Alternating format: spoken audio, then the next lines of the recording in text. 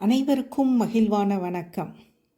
ஒரு நாள் பகவான் ஸ்ரீ கிருஷ்ணரும் பலசாலியான பீமனும் அரண்மனை தோட்டத்தில் உலாவிட்டு இருக்காங்க. அப்போ கிருஷ்ண பகவான் பீமன்ட்ட ஒரு கேள்வி கேட்குறாங்க. பீமா, உனது குணநலங்களை பற்றி எனக்கு சொல்லு அப்படின்னு. உடனே பீமன் மெல்லிய குரலை, ஹே கிருஷ்ணா, என்னை பற்றி நீங்கள் அறியாதவரா என்ன? என்னோட இயல்புகளை என்னை விட நீங்களே நன்கு அறிவீங்க அப்படின்னு சொல்கிறாங்க. ஆனால் கிருஷ்ணர் பீமனை விடுற மாதிரியே இல்லை. திரும்ப திரும்ப பீமனை உன்னுடைய குணநலங்களை சொல்லு அப்படின்னு சொல்லிக்கிட்டே இருக்கிறார். பீமன் பணிவா, கிருஷ்ணா, பிறரது மனைவிமார்களை நான் என்னை பெற்ற தாயாகவே நான் காண்பேன். மற்றவர்களின் உடைமைகள் எனக்கு எட்டிக்காயை போல கசக்கும். கனவிலும் பிறர் பொருள் மீது நான் ஆசைப்பட்டதில்லை. மற்றவர்களின் கஷ்டங்களை எனது கஷ்டமாகவே நான் எப்போதும் உணர்வதுண்டு.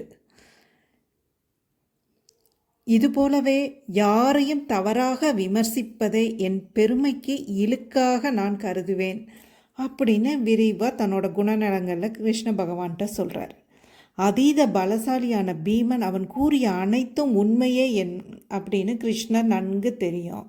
உலகம் புகழும் வீரரான பீமன் தன்னை பற்றி மிக பணிவுடனேயே கிருஷ்ணனிடம் விளக்கினான். பலம் வாய்ந்தவர்கள் பணிவதே உண்மையான பணிவு. நன்றி.